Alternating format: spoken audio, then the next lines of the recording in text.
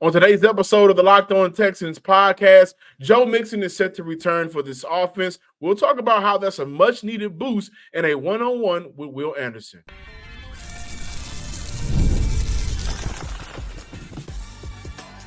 You are Locked On Texans, your daily podcast on the Houston Texans. Part of the Locked On Podcast Network, your team every day. Welcome in, everybody, to this Friday episode of the Locked On Texans podcast, a part of the Locked On Podcast Network, your team every day. Thank you to all of our first-time listeners and viewers. Please do Sarge and myself 3 favors. Just subscribe, like, and comment to the Locked On Texans podcast on YouTube and wherever you listen to your podcast. And shout out to our Himalaya players, our everydayers coming back to continue to listen to Sarge and myself talk Texans. I'm your Texans football analyst, Johnson Sports Guy Hickman. On the other side of the screen, Texans Credential Media member, Brian Big Sarge Bearfield. We got a lot to talk about, but before we dive into it, today's episode is brought to you by FanDuel. Place your first $5 bet, and you'll get started with $200 in bonus bets guaranteed. Visit FanDuel.com to get started. Big Sarge, take us away. And on today's show, Run, Joe, Run! Mixon is set to return against the New England Patriots this Sunday. Got a one-on-one with Will Anderson Jr., the Houston Texans defensive end phenom. And this week, this Sunday, they need to turn the pressures into sacks. We've seen Jesus turn water to wine. We need the Texans to turn pressures into sacks. Big Sarge, getting Joe Mixon back and Dameon Pierce is a huge boost for this backfield and ultimately for this offense, right? We've seen the inconsistencies in play calling. We've seen the up and down of this team's through the first 5 weeks of trying to establish rhythm. What does potentially getting Joe Mixon back do for this team moving forward? Listen, for a team that's missing the number one wide receiver in receiving yards, Nico Collins, who's going to be out for the next 4 weeks, it was very, very, very good news and good to see running back Joe Mixon back at practice on Thursday. And so they need this. This is something that they definitely need now that Nico Collins won't be there for the next month. And not only does the Texans offense need this, not only does Bobby Slowick need this, because Bobby needs a win. Bobby got to have him back. But not only does the offense need him, not only does Bobby need him, not only does quarterback C.J. Stroud need him, Joe Mixon needs this for himself. When we got a chance to speak with him in the locker room after practice on Thursday, he said, someone asked him, how did it feel sitting out? And he gave the most candid, most honest, most California response because, he from the West Coast, California love. But hey, he gave answers like, he's like, using the explicit. How you think it felt? He said, I was the leading rusher in the NFL when I went down. He said, I don't like sitting on the side. I don't like being on the side. And then another question he was asked was, how important is it having you back knowing that Nico's down? He's like, next man up. He's like, I'm a dog. Steph a dog, Tank a dog, CJ a dog. We all dogs up in here. We all trying to make it happen.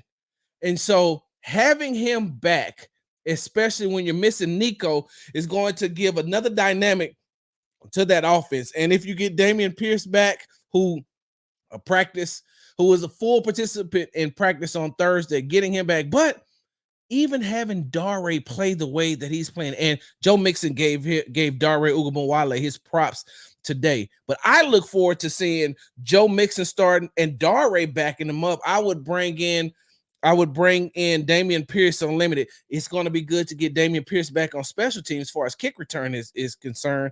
But having Joe back now keeps the Patriots defense honest. Whereas they was coming in, they could focus on making sure that they take out the wide receivers for the Houston Texans. Now you're going to have to play those wide receivers in Tank Dell and Stephon Diggs. But you also got a healthy Joe Mixon coming back who can definitely run between the tackles and can catch out of the backfield. So this is huge for the Houston Texans to have Joe Mixon back, and he's happy to be back. Before we close out, we got to talk about Dameon Pierce. You just mentioned the kick return opportunity. because there may be some real opportunity there after the injury report comes out and Robert Woods is on that list. So we'll briefly close with the injury report from Thursday's practice. But to get back to Joe Mixon, I think this allows that team to get for the first time since week one, the chemistry of blocking for a running back that they've been blocking for and preparing to block for since the offseason. It's a little difficult and different when you got to block for a Cam Akers who, when the starters were out there was no Cam during preseason, right? It's a little difficult and different to block for a Dar Ray who Houston loves as a running back, but he's primarily been, impactful as a receiving back, but that doesn't necessarily lead to positive yards on the ground when he's toting the rock. Yeah. It's difficult when the guys that you were preparing to block for, and when you did block for them, week one, you ran for over 200 yards as a unit. It's a little difficult to perform well when those guys are not out there on the field. So I think getting Joe back really does give a boost to this offensive line. Kudos to Joe Mixon, just understand that I needed to be back as well, taking it personally that I still look good. And that injury is in the past now. But I think it really does help out Bobby Slowick in terms of, and stop me if I'm wrong, in terms of just being able to calm down. Yeah, you're right. Because you're talking about a Houston Texans team, a Houston Texans head coach in D'Amico Ryans and an offense coordinator Bobby Slowick who wants to run the ball. Bobby and D'Amico.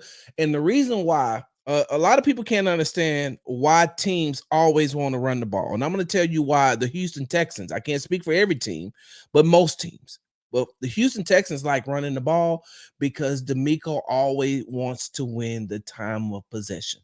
He feels like as long as he has the football, as long as his team has the football, then the opposing team's offense can't do anything to him. And he's one of those old school football players where he's like, I just want to grind and grind and grind to the point where by the time the fourth quarter comes, now that had this ball so long and we've just been punishing your defense, now y'all tired and now you at the brink of wanting to give up because of what we've been doing. And look, last week against the Buffalo Bills, they had they had like 3 or 4 drives that was 7 plays or more, and that was without Joe Mixon. Now imagine what's going to happen when they get him back. They can sustain drives long. They can keep the ball long like they did in week 1 against the Indianapolis Colts. And I think, honestly, I think for Bobby, to get back to that point, I think it allows him to calm down as a play caller because we talk about who is the security blanket for quarterbacks, but I think for Bobby Slowick, and I could be wrong, it's only been one game, but when he was out there, he was a security option for Bobby Slowick to help him, to allow him, to stick to his script. Yeah. And that's been a talking point, whether we've talked about it on screen, off screen, whether it's been myself and Brandon K. Scott talking about it. You guys check out the B Block podcast, whether it's been some of our colleagues. Bobby Slowick likes to stick to his script of plays, the first 15 to 20, and a lot of that is determined by the success of the ground game. And you get Joe Mixon back, that allows him to be comfortable in that sense, and it just allows him to call the plays that he's comfortable with calling. And so we should see a different dynamic if Joe Mixon is out there. Hell, I think even if Dameon Pierce is out there, we should see some type of dynamic change play calling wise from Bobby Slowick to allow this team to, for the first time, put up 30 points. Dameon Pierce, kick return option. No Robert Woods. The injury report for the Houston Texans came out right now. Did not participate. Kamari Lassiter shoulder, safety Jimmy Ward groin. He went down twice Sunday. Yep. Robert Woods, foot injury, did not participate. Looking at Dameon Pierce and what he can bring to a team, all energy. They love him. Yep. Running opportunities may be slim, but is being a efficient kick returner, is that an option for this player in Dameon Pierce to give this team some positive snaps?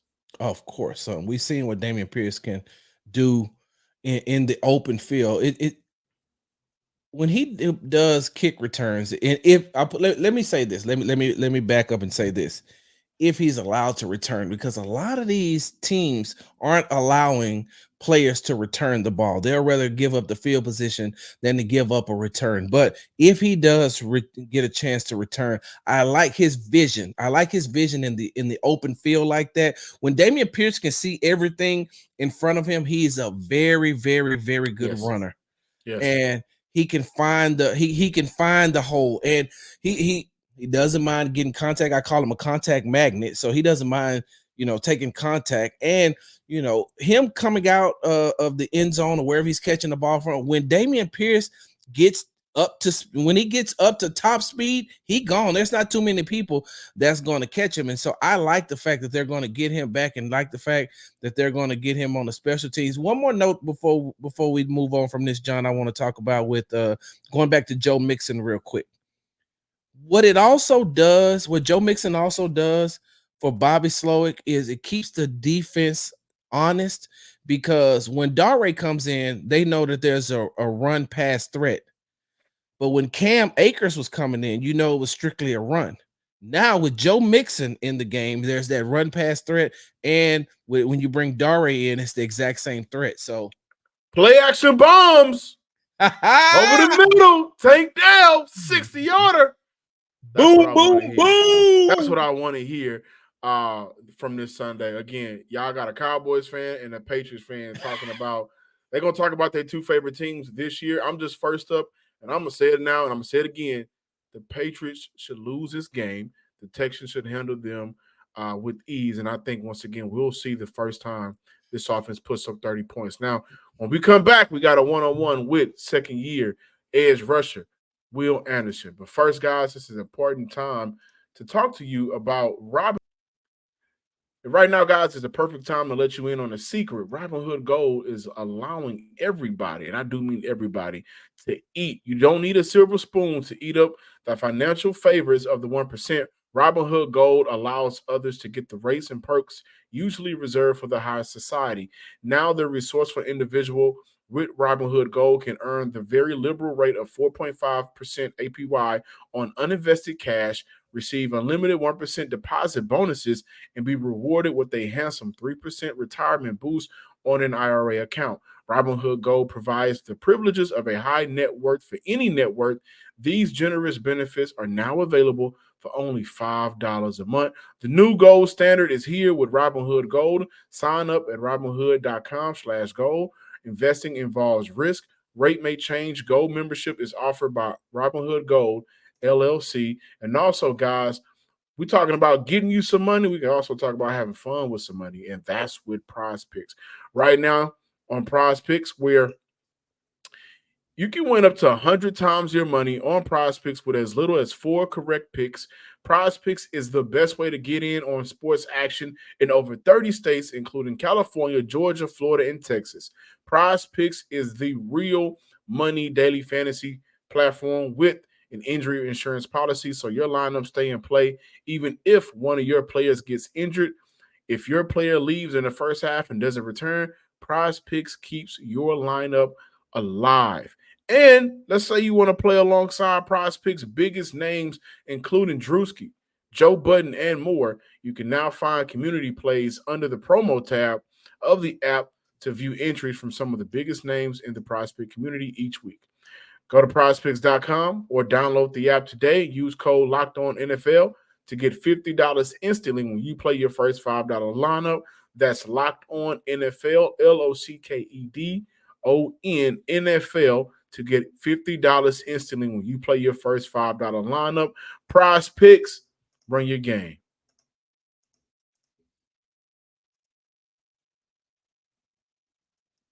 Welcome back here, Locked On Texans listeners and viewers. Big Sarge, you ready? I am ready. You ready? I'm ready. Listeners, are y'all ready? We got a one-on-one with Will Anderson Jr. here now. We are extremely excited and blessed to have the opportunity to speak with sophomore defensive end for the Houston Texans, Will Anderson. And today is for a good cause. As you guys may see, the hat he has on the Houston Food Bank with the Campbell's Chunky Soup. So, Will, welcome to the show. And for 25 years, Campbell's Chunky Soup has supported families facing hunger across the country. This year, Chunky will donate, 1,000 meals for every sack made across the NFL. For a player like you who really believes in giving back to the community, has a passion in that field, in that area, how impactful is this program for you? And what does it mean to be able to impact lives off the field by doing not only what you love, but what you're good at on the field? Yeah, it's just a blessing. And with everything that's going on right now with the weather, hurricanes, it's a lot of more people in need right now. And for them to be partnering up with the NFL to do this is really special. I think that's just, what we are in this country as people that shows care for those in need. And, to be able to be a part of something special like this is really special about giving back to the community, especially what's instilled in me and what my family has instilled in me. What's your favorite soup? My favorite soup. What's your go-to soup? If you're walking down the aisle. I just seen this macaroni. I think it was like the macaroni and beef chili one they had. I think that might be my favorite one. That's the go-to right now? Yeah, that's the go-to right now. Now, this isn't just a one-person effort because the partnership with Chunky Sacks Hunger has a unique initiative to allow fans, even those outside of Houston, to get involved by literally paying homage to the vintage-inspired apparel company. How does that help the cause? Yeah, that helps the cause a lot. 20% of these homage T-shirts purchased will go directly to Feeding America, and I think there's just another way and another outlet to help, Chunky Soup and help others in need to be able to give back to the community. As of right now, you've been able to help Chunky gain 2,500 meals through 5 weeks. You have a ton of pressures on the year, generating roughly 20 through 5 weeks. How can you start turning some of those pressures into sacks to not only help your cause on the field, but again, provide more meals for the families facing hunger? Yeah, man, that's a great question. I think it's just about finishing at the quarterback. Some of these quarterbacks, they're going to get the ball out. They don't want us to sack them with the ball in their hands. And we just got to keep chopping wood. And, it's going to come. And you can't get frustrated. You can't go out there and try to push. You just got to, when your opportunity comes, take advantage of your opportunity. And I think as a D-line, as for me, we're just going to keep doing what we're doing. We're winning our one-on-ones. We're getting to the quarterback. And when the time comes, I know for a fact we're going to get him on the ground. Can I lean a little bit more into that pressure conversation? Because right now around the league, it's the pressures. But when I look at a game like the Buffalo Bills game this past Sunday, those pressures directly help impact the back end of the defense. When you get those quarterbacks off balance and you guys are able to get in their faces and kind of throw them off their own rhythm, what does that mean from the upfront perspective, the guys up front to help your back end out? Yeah, most definitely. And I think for us, like as a D lineman, and it's our natural instinct to say sacks, but it's so much bigger than a stat. You know what I'm saying? Like it's just so much bigger. When you have to come into a whole group effort, it's about how are you affecting the quarterback in more ways you're sacking the quarterback. And I think we do a fantastic job of getting the quarterback off his spot, making them scramble around the pocket, making them hold the ball a little longer to throw the ball out of bounds and stuff like that, having a ton of pressure in his face, putting the tackles in his lap, putting the guards in his lap. I think that's what it's all about when you say you want to be a great D-line. It's, of course, the sacks, but it's always how are you affecting the quarterback on every down? What are you doing when you're not getting those sacks? And I think when the opportunity comes, like I said, we're going to get on the ground. But I think as a defensive lineman, it's more ways to affect the quarterback than just getting sacks. And I think we do a really good job of that. Through 5 weeks, you guys have been without a few impactful players. No Christian Harris yet, no Danico Autry. You'll get those players back eventually. But on the defensive side of the ball, what has it been with this unit that has led to the Houston Texans being a top 4 defensive unit in the NFL? And in your opinion, who's been the unsung hero for the defense? Yeah, one, I'll have to just say what I think we have a bunch of guys that just share the same mentality. Like Coach asked us, what do we want our defense to be and what was our identity? And we all said the same thing. Everybody said the same exact thing. We just want to be a team that when things get rough, we're going to be the ones to step up and go out there and execute, have fun flying around and knocking people all over the place and stuff like that. And I would just say Aziz, man, he's the captain. He's the QB on defense. He does a good job of getting everybody lined up, and we just call him a monster, man. He's all over the field. He's making plays left to right, but he's been such a great addition with his communication and helping his defense out a lot. So I would just have to say he's the unsung hero of this defense, man. Some great men have coached you in your life, from Coach Clifford in high school to Coach Nick Saban to another Bama guy in D'Amico Ryans. what are some of the biggest life lessons you've learned throughout your football journey, and how have you been able to just look back at some of those coaches and some of those lessons that you've learned? How have they been able to help guide you to be the best version of yourself while still growing into a great player? Yeah, I think all of them share the same mindset. Their competitive nature is unmatched than any coach I've been around, and they instill so much into me. And I think the biggest thing I noticed with all of them is how they do a really good job of cutting out the noise and just focusing in on their job. And I try to take that piece with me, from that aspect of just cutting out the noise, not worrying about the negative comments or anything like that, and knowing who you are, remember who you are. Like, and that's something like they've all told me since, like, never forget who you are. Like, remember who you are. Like, you're Will Anderson Jr. You know what I'm saying? So I think that's one thing that I can take from all of them, and how, like, when challenges come, how are we facing those challenges? That's one thing that I know for a fact. Like, me and Coach Saban, we talked about. It's just like that's why he loves the ground, because it's a new challenge every year. It's something new every year that he's going to have to overcome. And that's something like with me, like I know it's going to be something new every year that I'm going to have to overcome. And I'm looking forward to that challenge. And that's what keeps me going. And that's what keeps me staying on edge.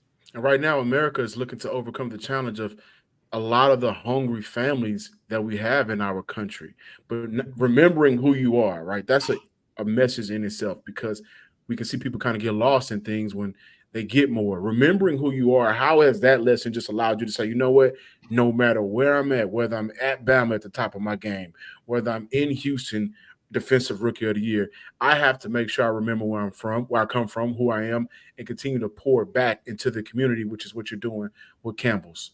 Yeah, and that would just be selfish of me not to. You know, I've been blessed enough. God has blessed me enough to give me this platform. And I think that's what he's chosen me for, to do something like this, to be able to help, to be able to give back. And I'm just so glad that I was blessed with this opportunity, because that's who I am and that's what I believe in. And I can never forget where I come from. You know what I'm saying? I can never forget about my community and the people that helped me and built me up to where I'm at right now. And even in communities that I don't know of, but I know it's someone always in need, and it's someone always in help. And to have that opportunity to have this platform and to use it in a positive influence is something that I'm going to always do and always respect, and never take it for granted at all, because it's such a special opportunity.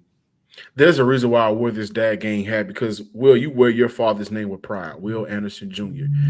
You've talked about in multiple interviews, you know, how influential he's been. As a junior who carries that name with pride, how important is it to have fathers in their sons' and daughters' lives? Yeah, it's very important. I think that's a great question. You know, my dad, he's awesome. He's been awesome, and he had to make so many sacrifices for us growing up. He wasn't at all my practices, but he made sure he was at all my games. But he worked late nights, but he always provided for us. He always made sure whatever I needed, I got. And he always spoke life into me, even when I was down, even when I didn't feel my best, even when I didn't feel like I was doing what I needed to do on the field. That's one thing. Like, never forget you, Will Anderson Jr. Like, you know what I'm saying? Like, you've been on this grind constantly. Like, you've been here before. Like, this is nothing new. Like, you're gonna overcome it.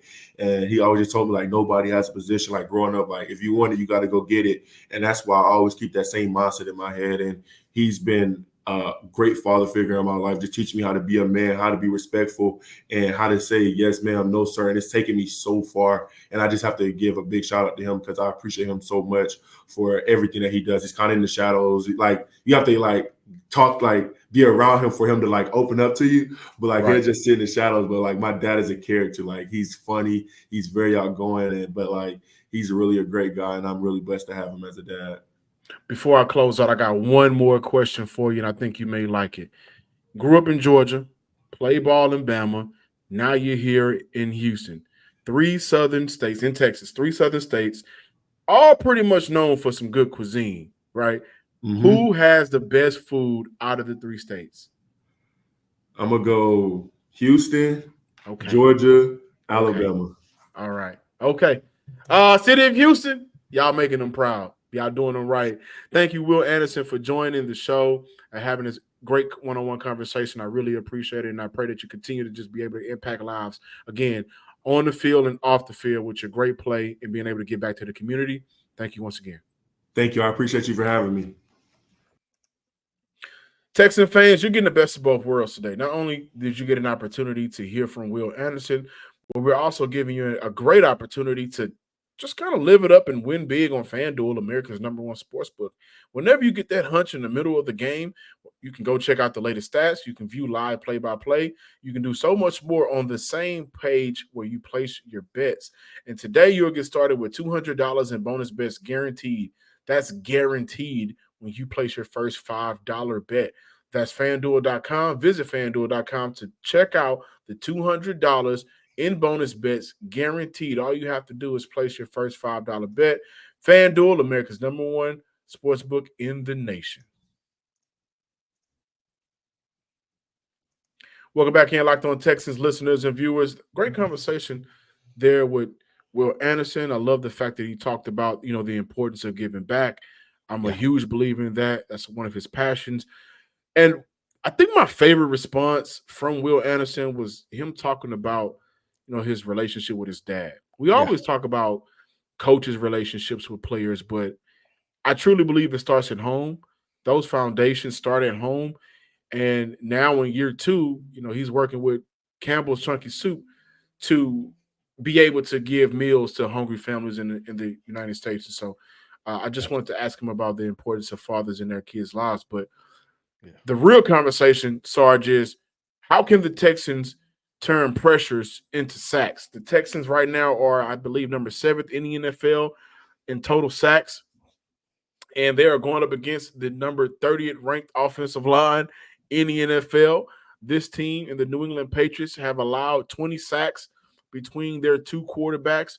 Drake May is getting his first start. So not only are you dealing with a quarterback that has to go up against coverages being disguised or just too fast for him, the speed of the game, but his offensive line ain't the greatest. And so we saw them get a ton of pressure on Josh Allen.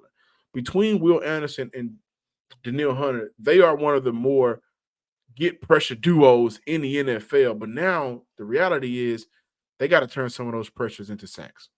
John, the funny thing is, I don't even think that Will Anderson Jr. or Danielle Hunter will have a high number of sacks this Sunday. They'll probably have 1.5 apiece. But what I'm looking for is 2 sacks from Khalil Davis. I'm looking for at least 2 sacks from Tim Settle Jr. Foley Fadakasi may get one. It's because that's about 8 sacks right there. Yeah. Hey, listen. They getting after them like that. Well, how many did they have against Chicago against a rookie quarterback? 7. They had 7, and Caleb Williams barely slipped a few of those. So, and he's way more athletic than Drake May. So all I'm saying is this, though, is in that game against Chicago, they had 36 pressures, 36 quarterback pressures. And where the New England Patriots are the weakest is center. I can't pronounce his name. Just Nick Leverett. He's the center for the New England Patriots. And I think on Sunday against the Miami Dolphins this past Sunday, he gave up like 8 or 9 quarterback pressures. So this is the time where that group that D'Amico Ryans has been talking about a lot, that he wants to see them take just that another step up and just give him just a little bit more, because don't get me wrong, that interior defensive line has been solid. This Sunday against the Patriots, they should be very good to great, because you're going up against a rookie quarterback who's not going to be used to seeing a lot of these defensive schemes, and that's a lot of chaos and confusion, huh? He'll be seeing ghosts. Oh, for sure. It gets spooky out there. Yeah, look, right before Halloween. It's going to get spooky. It's going to be a lot of chaos and confusion, and the New England Patriots offensive line is not good, but if they can get that pressure coming right from that interior and go over the center or whatever the case may be, I would like to see more line stunts this week. I'm hoping that they're working on that, because I think that if they do the second quarter of the season start incorporating more line stunts, I'm looking forward to them, not only the Patriots, but a couple of more teams that they have coming up here within the next couple of weeks. But like I said, Danielle Hunter, Will Anderson Jr., they're going to get around the quarterback. It's going to take that interior defensive line to clean it up. Yeah, and I think when we look at pressures, and I've been thinking about this, do I want to say this? Do I not want to say this? I think in 2024, I think pressures are really a part of the package when you look at players and what they bring, because these quarterbacks are so athletic. 20 years ago, 25 years ago, the standard quarterback was you got to be able to sit in the pocket and deliver a throw, even when that pocket is breaking down. So sacks were a measure of success for defensive linemen, and it still is. And it's still the highest measure of success. But when you look at how the league has transitioned to quarterbacks now, where you may have the more athletic quarterbacks, but they may have some deficiencies in their game. And we know that if you attack the throwing arm, like DeMeco Ryans recently said on an interview, that gives you an opportunity to force turnover-worthy plays, to force bad throws, and potentially to force turnovers. So pressures are important.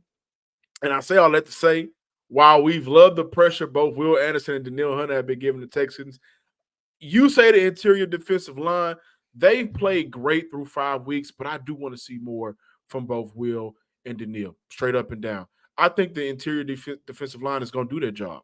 And I think their job is going to allow not only the edge rushers, but the linebackers to have a great day. When I look at Henry T and I look at Aziz, and I'm also going to always include Jalen Petrie in that bunch as well because of how much he plays around that area. So the D-line from the inside, they've been doing their job. I do want to see a performance from those edge rushers. And mind you, listen, Daniel's making $24 million this year, 24, 25, give or take. Signed that 2-year deal. We got to see him. We got to hear his name. And I also think we need to see and hear Will Anderson's name in terms of sacks as well. John, you know what? So I think that, okay, let me tell you the problem that I have, right? Let me tell you the problem that I've had with Danielle Hunter and Will Anderson Jr. with the first 5 games. It's nothing about their games. I don't How much like they're getting held. Oh, I'm sorry. Well, that too. They're getting held. Yeah, that for sure.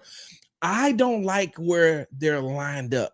I think that they're lining them up too wide. Oh my! Yes.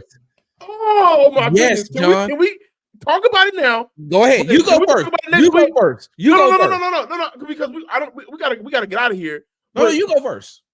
So Sunday, I was sitting. I was like, hey man, they are wide. Now with a quarterback like Josh Allen, I can understand it because of he breaks out that pocket, and we saw he'll pick up 20 yards on the ground. Mm-hmm. But for 5 weeks, there's been times where I'm thinking, hey, maybe their path to success is a little bit longer. But look at the quarterbacks, though. They had to play against Anthony Richardson. They had to play against Caleb Williams. They played against Josh Allen. Give or take, Trevor Lawrence. Right? So there's been some, and that's why that's why I'm saying maybe that's why they were so wide, because they didn't want any of those quarterbacks to get out and they want to flush everything back in. Now you look at the next set of quarterbacks that they're about to play. They're about to play, yes, an athletic Drake May, but he doesn't give you that run threat like these other quarterbacks that they've had to play within the first 5 weeks. So maybe I'm hoping that DeMeco will bring him in just a little bit because he's not worried about him getting out of pocket. You don't have to worry about Jordan Love getting out of the pocket. And we don't know in that third game if Anthony Richardson is playing or not, or we're going to see Joe Flacco. And if Joe Flacco is going to stand in that pocket, for sure don't got to worry about Joe busting out the pocket. If Joe Flacco standing in the pocket looks like this microphone on this stand right here, it ain't going nowhere. It ain't moving. So, John, that's the only problem that I've had, is that they've lined them up so wide. And like you said, their paths, they're coming. And they're still generating pressure off of where they're coming from. But they just need to bring them in a little bit more. Okay. Thank y'all for coming and watching the Locked On Texans podcast. We really appreciate it. That was one of those moments where we kind of joke about it, but it just for sure. Fast. We really appreciate it. I hope you guys enjoyed the Will Anderson Jr. interview. We got more Locked On Texans next week. Sarge, we got to bring that point back, though, and have a full discussion about it after we view Sunday's matchup. Lining them up too wide, is that hurting or helping the Houston Texans defense, specifically those edge rushers? But I'm John from Sports Guy Hickman. Follow me on Twitter at John_Hickman12. Sarge, where can they find you, brother? You can find me on the app formerly known as Twitter at Big Sarge Sports with a Z at the end. Until next time, ladies and gentlemen, peace. Have a good weekend.